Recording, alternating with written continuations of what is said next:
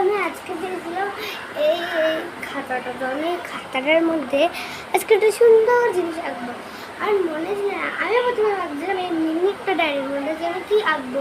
তো আমি আজকে ভেবেছি আমি একটা নীল কালার একটা জিনিস বানাবো, মানে ওরম একটা নীল কালারের ড্রয়িং বানাবো। চলো আঁকতে করতে পারকে দেখা, লেটস স্টার্ট। তো আমি সব কিছু নিয়েছি, দুটো টুলি, এটা আর এটার মধ্যে সব কালার থাকে। তো চলো আমরা ড্রয়িং স্টার্ট করি। এখানে নীল কালারটা এখান থেকে ট্রেস করে দিচ্ছি। এটা পড়তে অনেকক্ষণ লাগে, মানে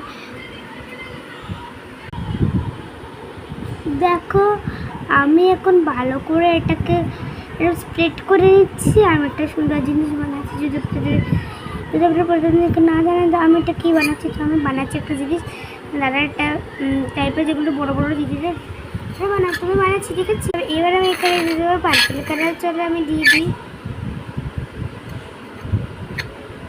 ওকে।